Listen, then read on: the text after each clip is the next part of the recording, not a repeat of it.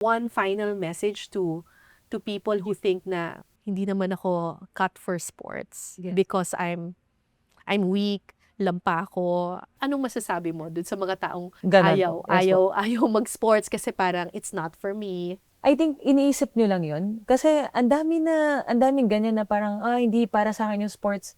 Pero once na na-try nyo and nakita nyo na may changes sa katawan, like, na-feel mong lumakas ka, yun, from there, magsa-start ka ng, magpalakas, like, mag-focus pa sa fitness, maging healthy pa. Kasi yun din po yung, yun din yung parang hesitant yung tao. Ayaw lang nilang try. Try nyo na kasi parang, ang simple lang eh. You build confidence from that. And I think, once na nandun na yon, hindi ka na magsa-stop sa lifestyle na ganito. Yes. Yes po. Ang unang-una, bumangon dyan sa kama, Yes. tumayo, maglakad lang muna. Lakad lang, tapos progression. Yes po. Just build it. Antayin nyo pa bang magkasakit kayo before kayo mag-take ng action?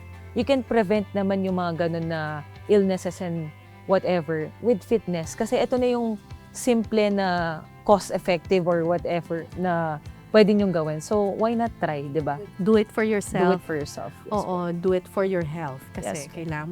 Maraming salamat, Lara. Thank you po, Miss Kara. Thank you very much for being an inspiration to a lot of young women and to a lot of Filipinos. Alam niyo po mga kapuso, may isang world leader na nagsabi, sports has a power to change the world. It has the power to inspire, the power to unite people, and the power to speak to the youth in a language only they can understand. So sana, marinig tayo ng mga kinauukulan na sana bigyan pa ng tuon at bigyan pa ng suporta ang ating mga atleta.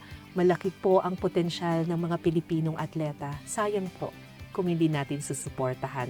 Buti na lang, meron pa rin mga nagbibigay ng liwanag sa ating mga atleta, katulad ni Lara Liwanag, Thank you na po. tumutulong sa mga batang kapuspalad na maabot ang kanilang mga pangarap.